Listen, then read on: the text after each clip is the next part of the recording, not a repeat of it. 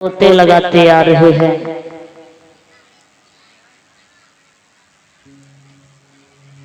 आए राजा हरिश्चंद्र के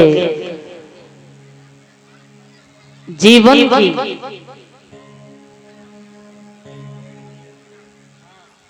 बड़ा ही अयोध्या के बीच में राजा हरिश्चंद्र राज्य करते हैं। शांति का माहौल बनाए रखें, माताएं बात नहीं करें। विवाह हुआ, तारा नाम की महारानी घर में आती है। समय बीतने के बाद एक घर में बेटे का जन्म हुआ और नाम है रोहितदास। राजा हरिश्चंद्र महारानी तारा रोहितदास बड़े धर्मात्मा महाराजा हैं। कोई भी द्वार पर आता तो कभी खाली हाथ न जाता। महाराज हरिश्चंद्र की यश की कीर्ति देवताओं में भी चर्चाएं हो रही हैं, ऋषियों में भी चर्चाएं हो रही हैं। राजा इंद्र का एक बार दरबार लगा था और राजा इंद्र के दरबार में बड़े बड़े ऋषि वहां पर थे। विश्वामित्र वशिष्ठ जी महाराज, वशिष्ठ जी राजा हरिश्चंद्र के गुरु हैं और वशिष्ठ जी अपने शिष्य हरिश्चंद्र की तारीफ करते हैं, बड़ी प्रशंसा करते हैं। मेरा शिष्य कितना दानवी राजा, आज तक इस धरती पर कोई हो नहीं सकता। विश्वामित्र कहते हैं कि हम पहले परीक्षा करेंगे और तब आपकी बात पर विश्वास करेंगे। विश्वामित्र राजा हरिश्चंद्र की परीक्षा लेने के लिए सूकर का रूप बनाया। सूकर का रूप बना के राजा हरिश्चंद्र के बगीचे में जाकर पहुंचे। देखा बगीचा बहुत सुंदर है, पहरेदारी पर माली खड़ा है। आज विश्वामित्र सूकर बन के सारे बगीचे को फूल पेड़ पौधे सब उखाड़ के पूरे बगीचे को तहस नहस कर दिया। माली जब आया तो माली की जंघा को फाड़ दिया। माली दुखी होकर और चिल्लाता हुआ राजा हरिश्चंद्र के दरबार में पहुंचा। अरे राजन, बगिया में एक सूकर आ गया, उसने सारे बगीचे को बर्बाद कर दिया और मैंने उसे भगाने की कोशिश की तो देखो हमारा ये क्या हाल कर दिया है। हरिश्चंद्र बोले ठीक है तुम जाओ, हम सवेरे आएंगे और तब उस सूकर का वध करेंगे, क्योंकि ये संध्या का समय है और संध्या का समय हमारा फर्ज होता है कि संध्या के समय कभी अपने द्वारा कभी किसी को कष्ट नहीं देना चाहिए। संध्या के समय माताओं, आपसे किसी का भी झगड़ा हो गया हो, कितनी भी दुश्मनी चल रही हो, अगर संध्या के समय आपके द्वार पर आता है तो आपको उसको बिठाना, उसका सम्मान करना, ये आपका फर्ज बनता है। चाहे कितना भी दुश्मन हो, अगर द्वार पे आ जाए तो कभी उसका अपमान नहीं करना चाहिए। संध्या के समय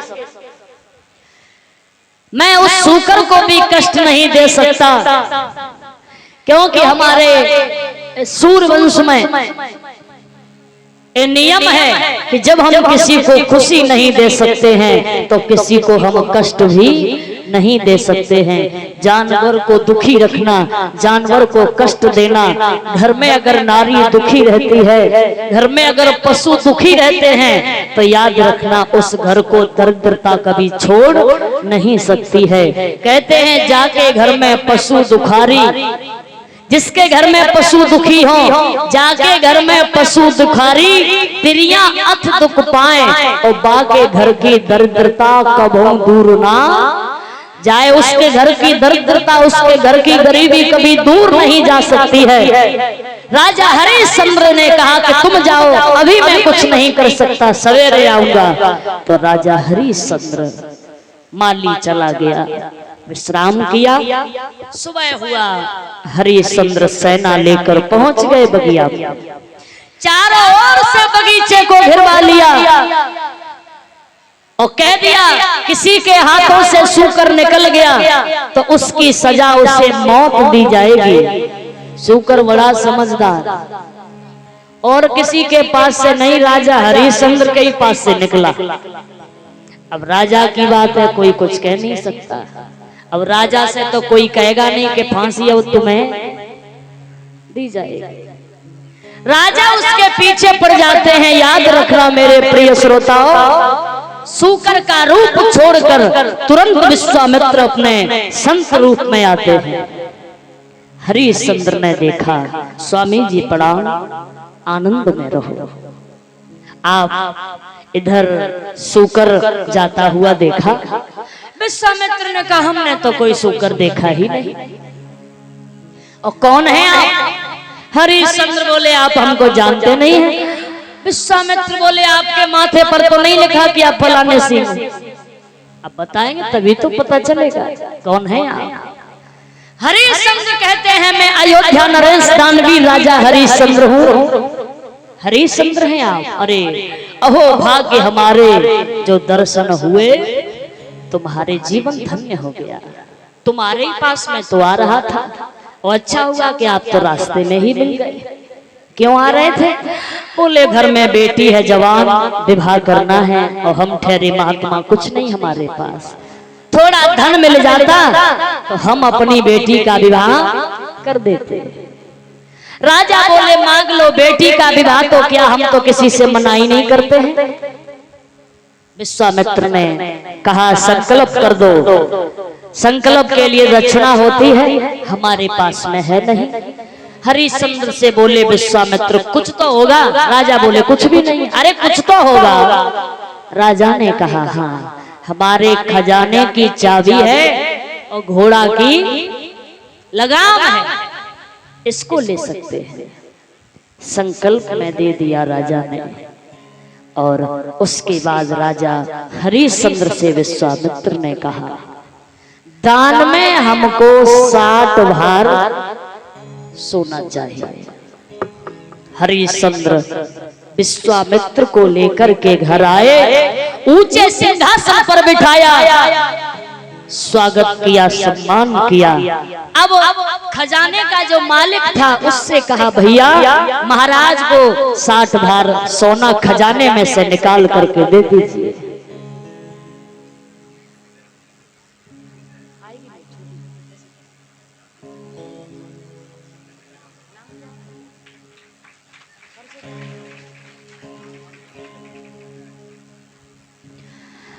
और ये आप देख रहे हैं माननीय श्री राम बाबू प्रधान साहब की ओर से हमको ये सम्मान किया। फूल माला से 511 मुद्राओं से हमको भेंट किया है। एक बार जोरदार ताली के साथ ऐसे भक्तों का स्वागत और सम्मान करें। हमेशा यश कीर्ति इनकी हमेशा बनी रहे, घर में हमेशा खुशियों के दीप जलते रहे, वैभववान रहो, यही भगवान से कामना और आकांक्षा है। बोल सतगुरुदेव भगवान की। खजाने के मालिक ने कहा चाबी तो दो, तब खजाना मैं दूं। चाबी देने के लिए राजा ने जेब में हाथ डाला, लेकिन चाबी तो जेब में थी नहीं। चाबी कहाँ है? किसके पास? विश्वामित्र के पास। विश्वामित्र कहते हैं ये राजा चाबी मेरे पास में है, और ये चाबी ही नहीं, ये खजाना ही नहीं, अयोध्या की हर चीज पर मेरा अधिकार है। जहां तक अयोध्या की सीमा है वहां तक मेरा अधिकार है। तेरा यहाँ कुछ नहीं है, तुझे 60 भार सोना देना है। कहां से दोगे ये तो तुम ही जानो, क्योंकि तुझे बड़ा धर्मात्मा राजा कहते हैं, तुझे बड़ा दानवीर राजा कहते हैं। आज हरिश्चंद्र को ये मालूम हुआ तो राजा हरिश्चंद्र के पैरों तले धरती खिसक गई। और राजा हरिश्चंद्र पछाड़ खा के जमीन पर गिर पड़े, लेकिन खुद को संभाल कर वही वाली बात याद आ गई कि सूर्यवंशी अपने प्राण दे सकते हैं लेकिन वचन से मुकर नहीं सकते। राजा तुरंत उठ करके खड़े हो गए और विश्वामित्र से कहते हैं, गुरुदेव आपने जो कहा मैं वो करूंगा, एक छोटा सा मौका चाहता हूँ, पत्नी से मुझे 2 बात करनी है और उसके बाद में जो आप कहेंगे मैं वही करूंगा। विश्वामित्र बोले, पत्नी? आपकी पत्नी? अरे आप कहां भूल बैठे हैं, वो महारानी है, वो रानी है, और जब उसे ये पता चलेगा कि तेरे पास कुछ नहीं तो तेरी रानी क्या तेरा साथ देगी? हरिश्चंद्र कहते हैं, विश्वास तो पूरा है, अगर समय आने पर वो भी मना कर देगी तो कोई बात नहीं, लेकिन उसे पूछूंगा जरूर, थोड़ा सा समय हमको दे दो। विश्वामित्र कहते हैं, तुम भूल गए हो ए राजा हरिश्चंद्र, एक दिन वो होता है काऊ देना पाले सुआई उड़ जाएंगे, काऊ देना पाले सुआई उड़ जाएंगे। सभी मिलके गाइए।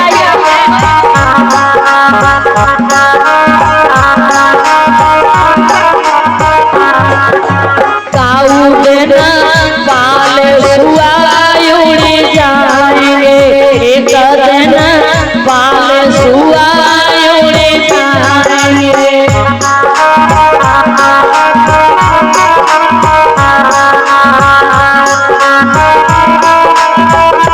जय हरि हरि बोल।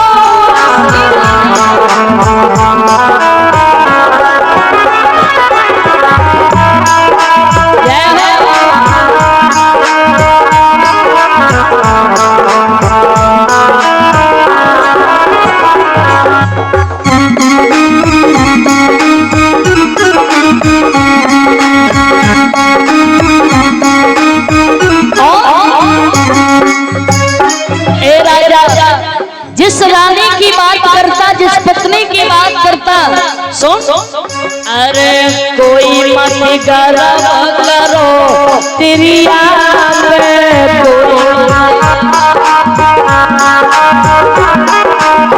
कोई मत गर्व करो तेरी कोई मत गर्व। एक दिन वो होगा, अरे एक दिन देखा जाएंगे, काऊ न पाए सुआए जाएंगे।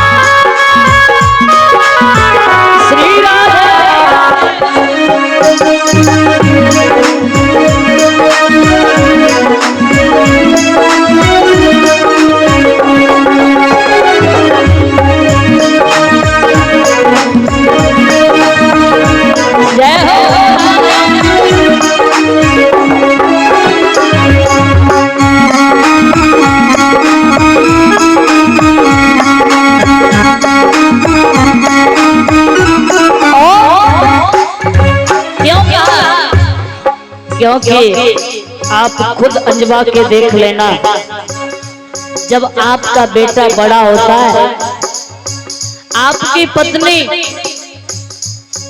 कोई बात आपकी तरफ कभी नहीं बोलेगी, अपने बेटे की तरफ बोलती है, तुम्हारी तरफ लेना बंद कर देगी, आप आपके बेटे की तरफ लेना शुरू कर देती है। वही बात विश्वामित्र जी समझाते हैं। और अरे कोई मत गर्व करो बेटा पे,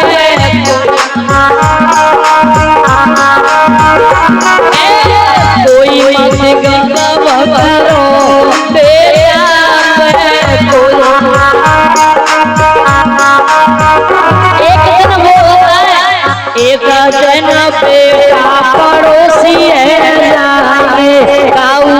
ना पाले सुआ ओए जाएंगे एक दिन बेटा पड़ोसी है।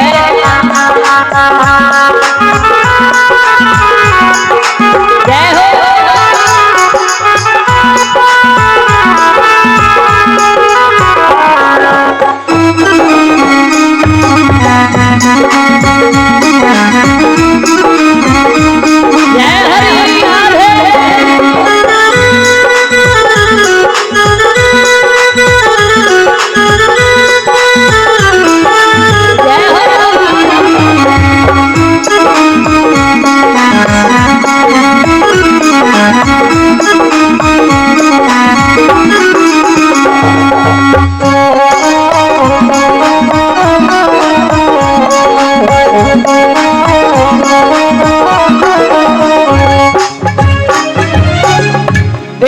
अपना नहीं, पत्नी अपनी नहीं, माया भी साथ न देगी।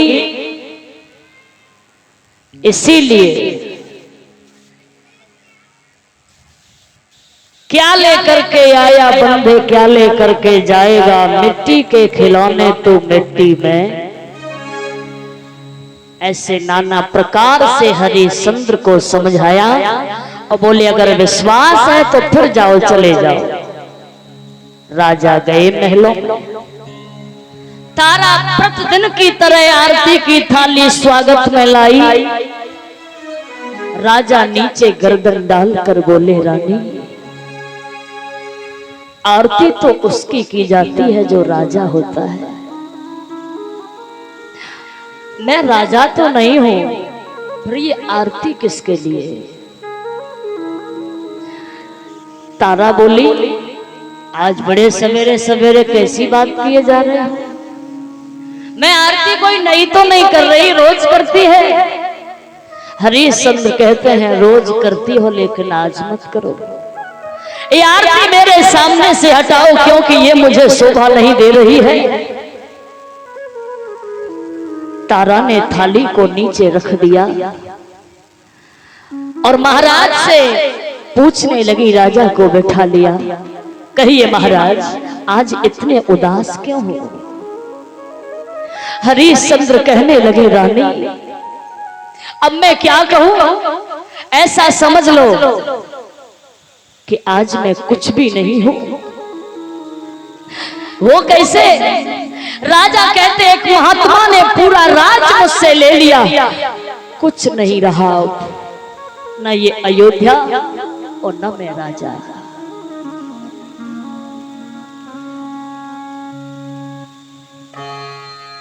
तारा क्या कहती है?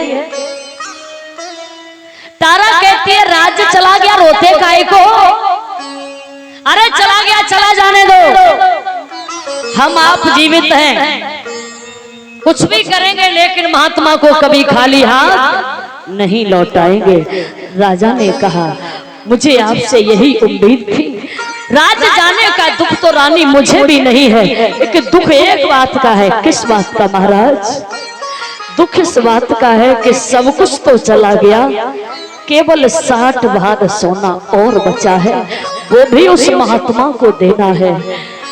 अब रानी तारा भी रोने लगी, बोली चलो हम भी बिछने को तैयार हैं, बेच लीजिए हमें, लेकिन महात्मा का कर्ज अदा कर दो।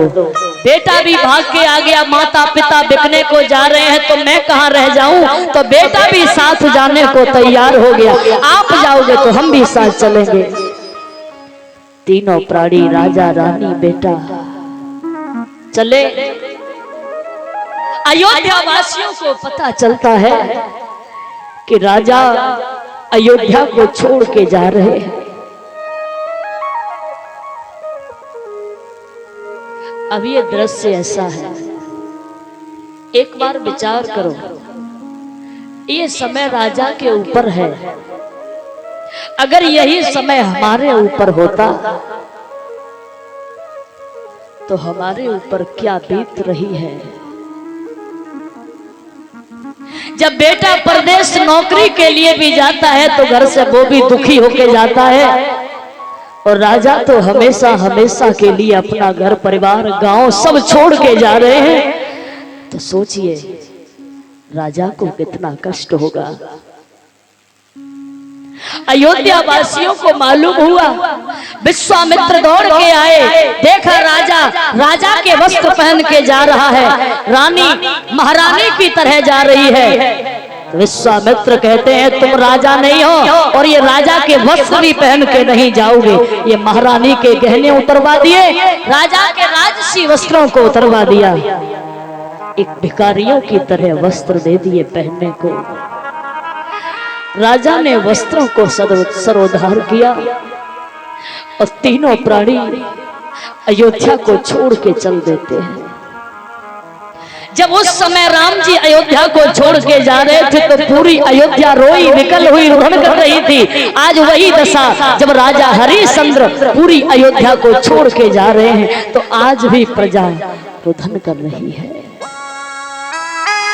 जब हम आए जगत में ये जग हंसा हम रोए, अब ऐसा कोई काम कर चलो जो हम हंसे जग।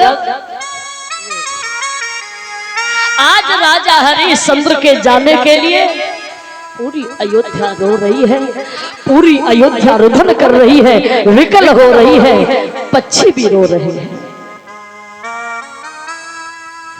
हरिश्चंद्र कहते हैं पक्षियों, अयोध्या वाले तो बंधन में हैं, इसीलिए ये मेरे पीछे नहीं आ पाएंगे। आप तो बंधन में नहीं हो, आप तो मुक्त हो, आपको जब भी आपका मन करे आप आ जाया करना, फिर आप क्यों रहे? ऐसा लग रहा हो मानो वृंदावन को छोड़कर कन्हैया जा रहे हो। राजा हरिश्चंद्र अपनी जन्मभूमि को प्रणाम करते हैं,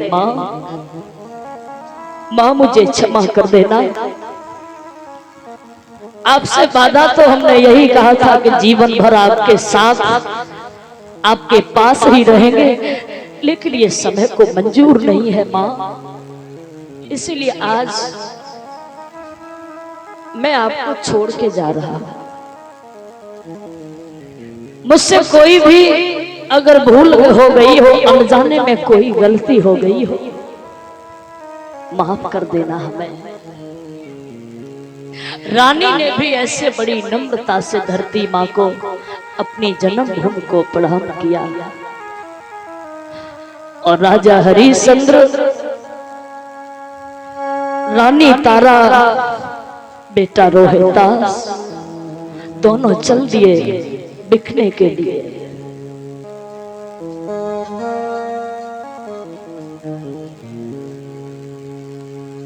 बारह समय जो समय चाहता है वो करवा लेता है। कोई भी अपनों से दूर होना नहीं चाहता, कोई भी अपना घर छोड़ना नहीं चाहता, लेकिन समय ये सब करवा देता है।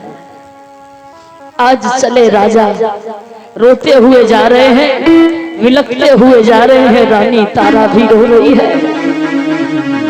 आज अयोध्या का कड़ बड़ा उदास है, पशु पक्षी भी बड़े उदास हैं। राजा हरिश्चंद्र वहां से आगे बढ़े हैं। अरे राजा रानी बड़े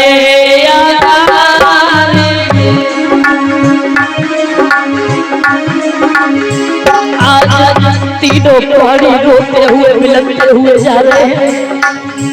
उस समय का हाल कहा नहीं जाता। बेटा रोहितास का चेहरा बड़ा उदास है। तीनों प्राणी आगे बढ़े हैं, अयोध्या को छोड़ के जा रहे हैं। अरे राजा रानी बड़े अगारे,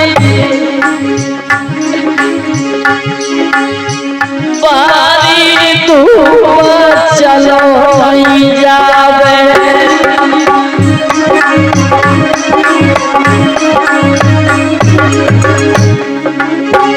बड़ी तेजी से धूप पड़ रही है, चला नहीं जा रहा है। राजा हरिश्चंद्र कहते हैं बारे समय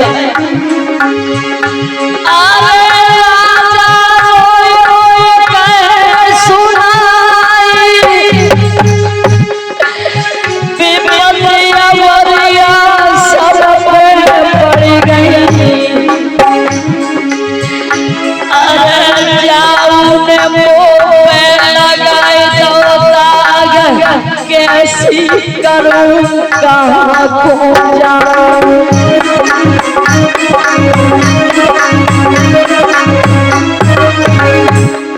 आज राजा हरिश्चंद्र कहते हैं अब मैं अयोध्या के लायक नहीं रहा। नंगे पैर तीनों प्राणी चलते हुए जा रहे हैं। रोहिदास कहने लगा पिताजी, अरे बेटा रोई रोई कहे सुनाई भारी प्यासा मोह लगी है। अरे रोई के राजा बोलने लगे।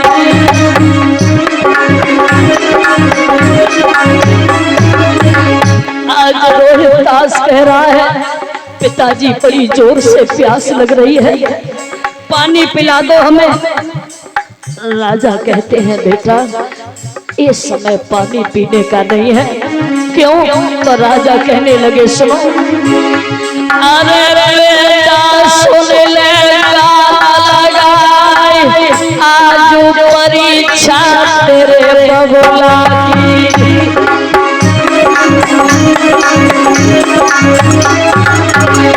अरे धर्म बिगाड़ हो जाए बिना तुम्हारे जा दुनिया।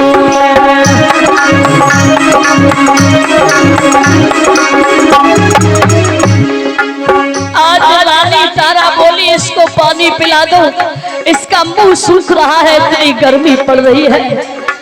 तारा बोली महाराज हमसे भी चला नहीं जाता, बेटे को पानी पिला दो, थोड़ा आराम कर लो तब आगे को बढ़ेंगे।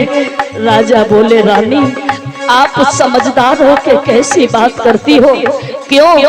आज रानी तारा से राजा हरिश्चंद्र बोले हैं सुनो,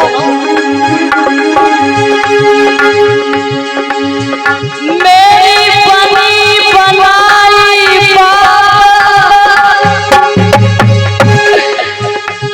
बिगाड़े मत रानी, कछु थोड़ी गई से सहमारी गजरानी।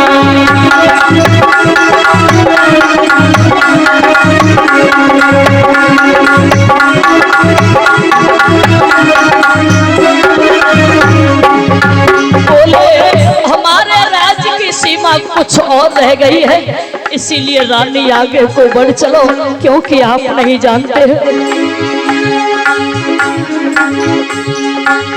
आज राजा हरिश्चंद्र रानी को समझा कर बोले हैं सुनो रानी,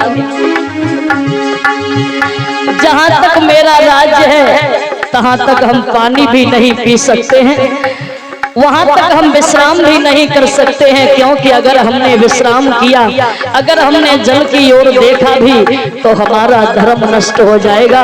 इसीलिए राजा रानी से कहते हैं और सुनो, अरे जो हम खावे राज में खाना,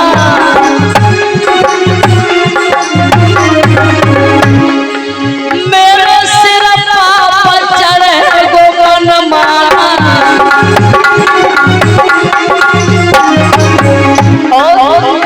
अरे धर्म की कछु थोड़ी रह गई से सहमारी गजरानी।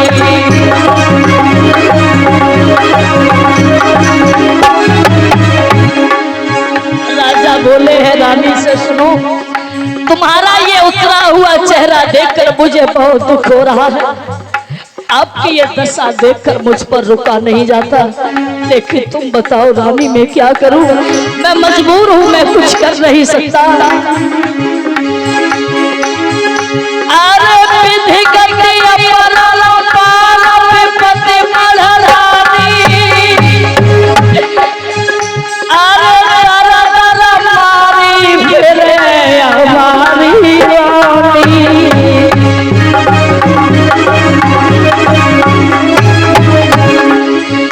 अरे विधि करके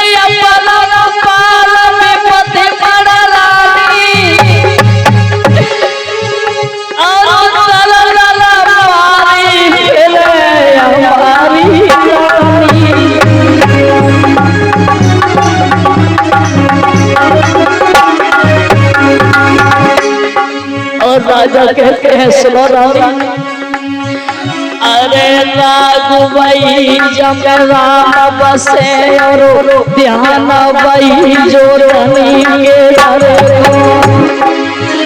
और तेरिया वही पति संग जरे और पुत्र वही जो पिता के गए।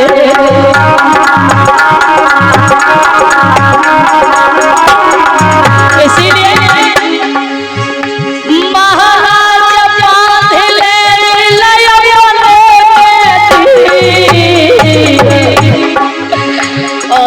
जब के शासन रहे मेरी रानी, जब के शासन रहे मेरी रानी, अरे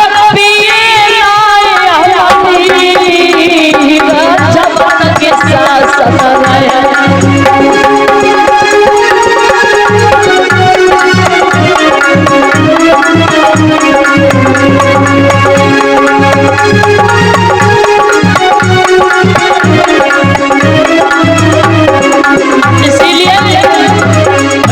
तारा से बोले हैं रो नहीं, थोड़ी धीरज धारण करो। आज राजा बोले ले बेटा को आगे किसी लगाए ले बेटा को आगे किसी लगाए ले।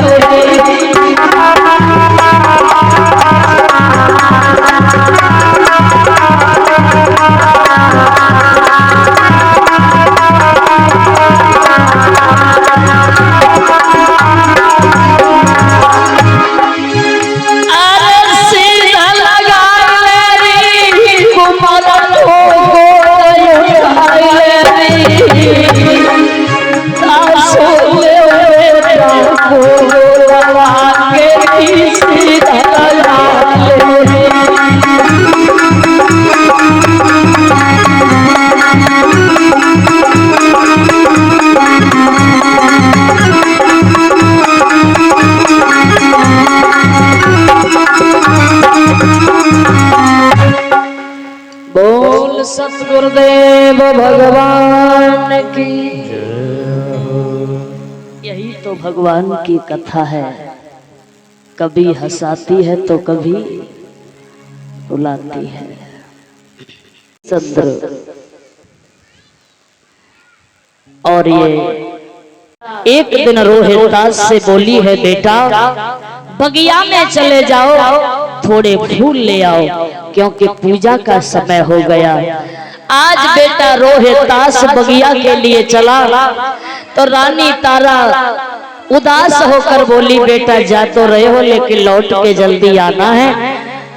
रोहितास ने कहा माँ चिंता मत करना, शाम के होते ही पहले मैं आ जाऊंगा घर। बेटा इतना कह के बगीचे में पहुंचा, रोज रोज पे हाथ डालता है, फूल तोड़ के छुबरिया में रखता है, लेकिन कपटी विश्वामित्र को चैन नहीं है। विश्वामित्र एक पुष्प में नाग का सर्प का रूप बनाकर बैठ गए। जो बेटा ने हाथ बढ़ाया तो आज रोहितास की उंगली में उस सर्प ने डस लिया।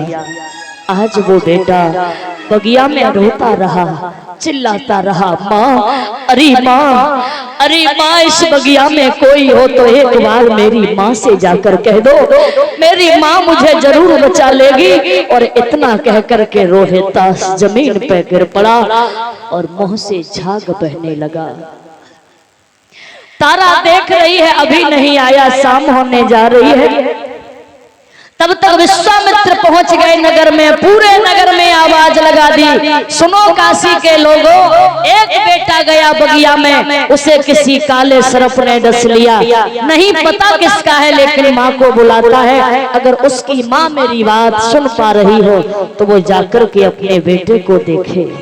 तारा के कानों में आवाज पहुंची, तारा दौड़ी, भागती हुई तारा बगिया में बगीचे में पहुंची है जहां रोहितास की लहस पड़ी है, मुंह से झाग बह रहा था।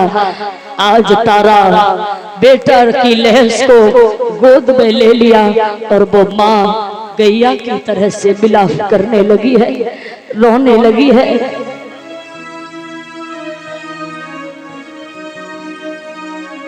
भगवान, ऐसा दिन किसी माँ को ना दिखाना,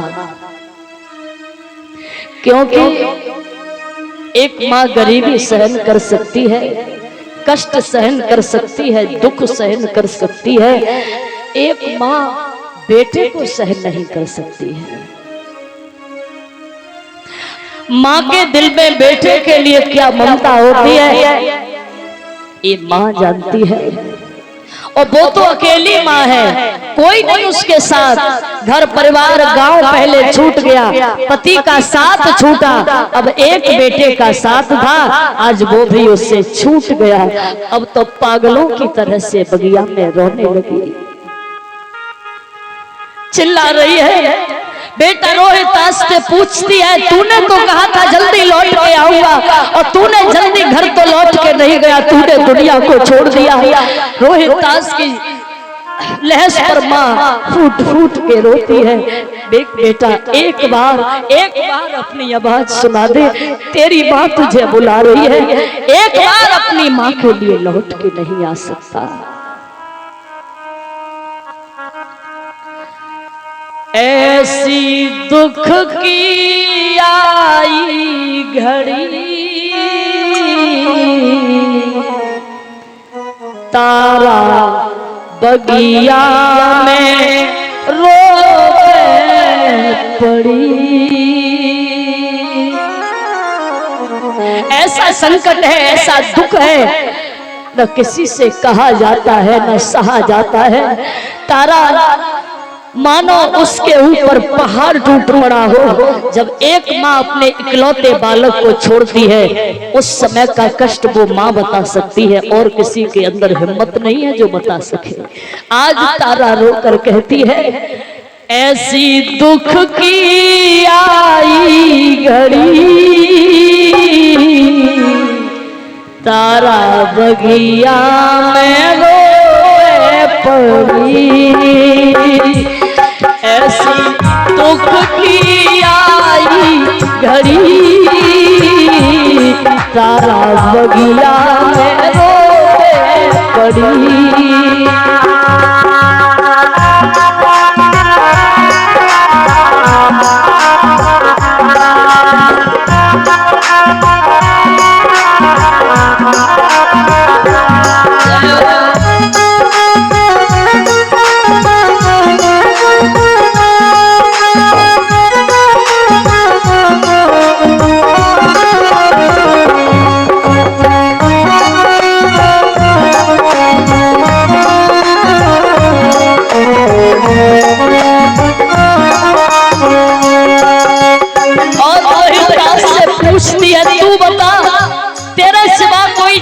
सहारा है जहाँ तेरी माँ चली जाए, तू ही बता बेटा।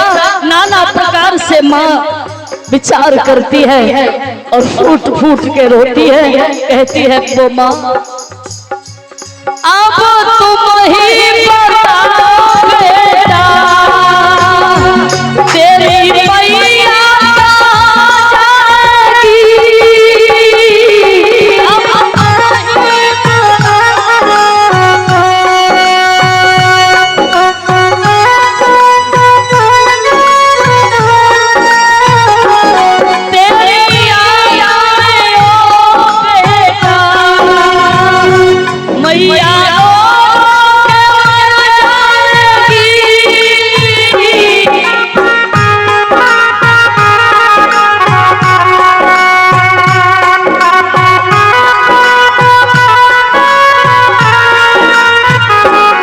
संकट की आई घड़ी, संकट की आई घड़ी, तारा बगिया में रोए पड़ी। ऐसी दुख की आई घड़ी, तारा बगिया में रोए पड़ी।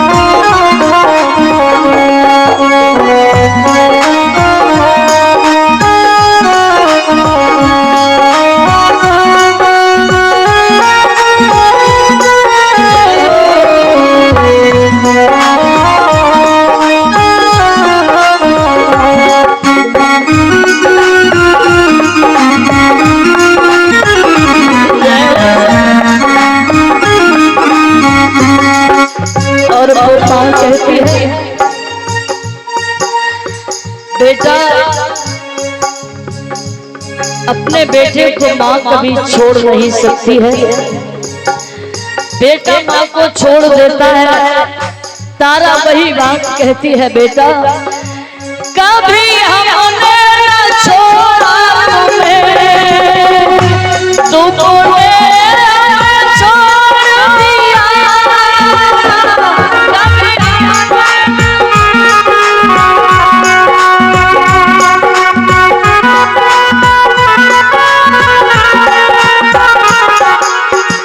जब तुझ पर मुसीबत थी तब मैंने तुझे कभी न छोड़ा।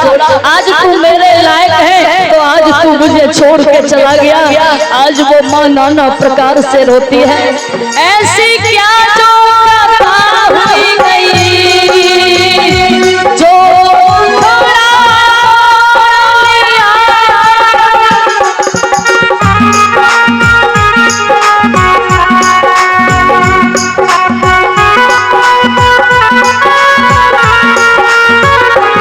बेपता की आई घड़ी, बेपता की आई घड़ी, तारा बगिया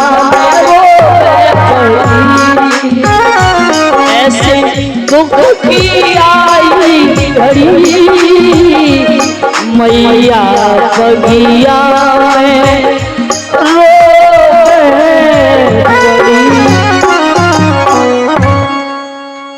तारा रोती रही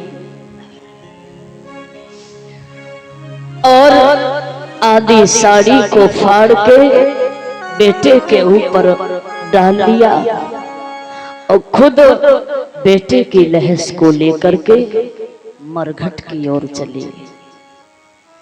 मरघट में पहुंची, अपने हाथों से चिता बना रही है। हरिश्चंद्र का पहरा है उस मरघट पर।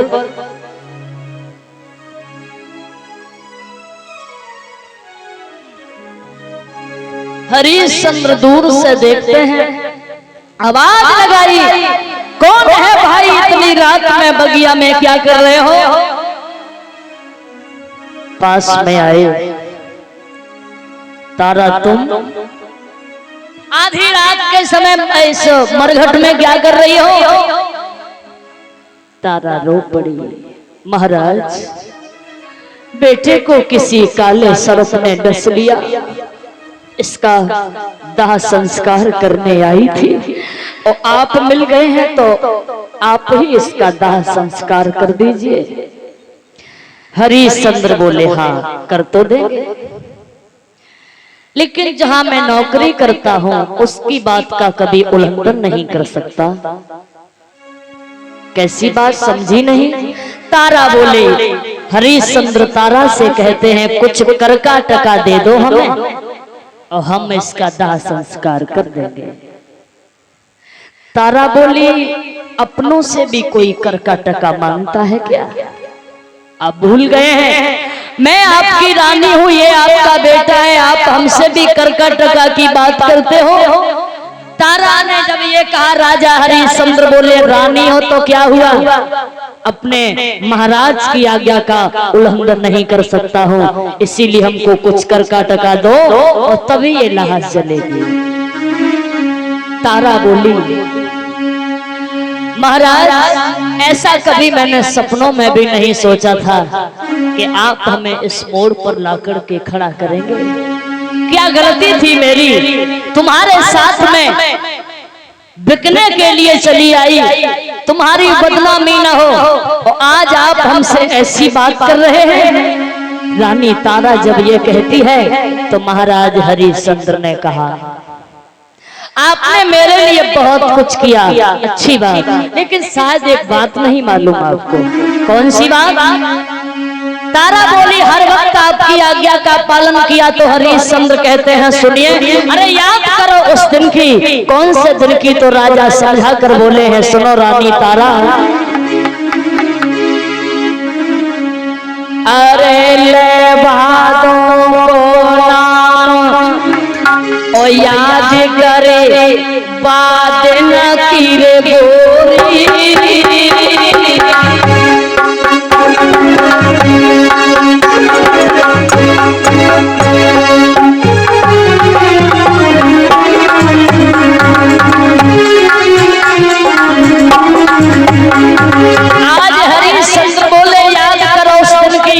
कौन सा दिन की तो हरिश्चंद्र समझा कर बोले, अरे ले भागों को नाम याद करी बात न की गोरी, और का मंगी की छुटा गगरिया लाए थे गोरी, अरे का मंगी की छुटा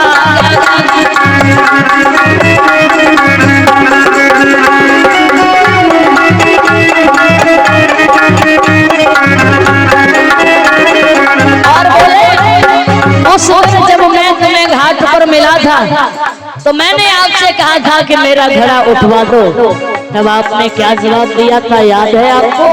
हरिश्चंद्र बोले सुनो, अरे भाई तुम बात न पंडितानी, उस दिन आपने कहा था कि मेरे पास घड़ा ब्राह्मण का है तो आपके पास में घड़ा मेहतर का है। बोले राजा, अरे भाई तुम बात न पंडितानी, अब घर में लागिला सभी गावन गंगा को कहानी, अरे घर में लागिला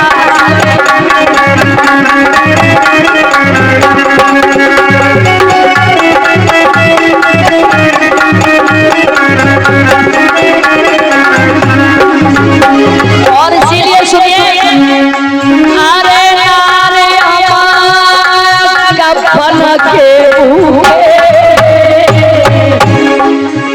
और एक टका के काज रात दिन मरगा में सूखे, अरे टका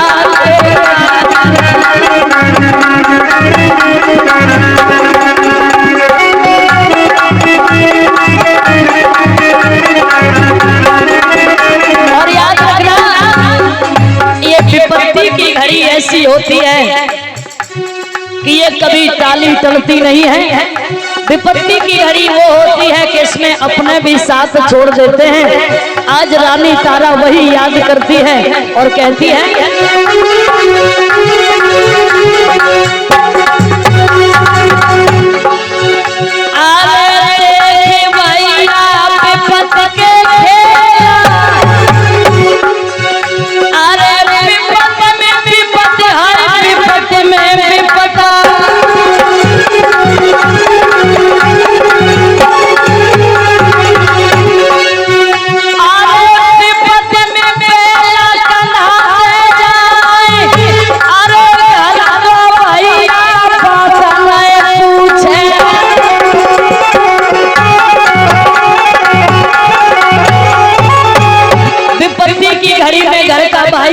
नहीं पूछता है, अपना सगा भाई भी पहचानने से इनकार कर देता है।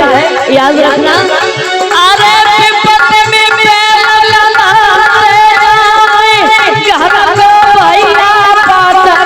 पूछे,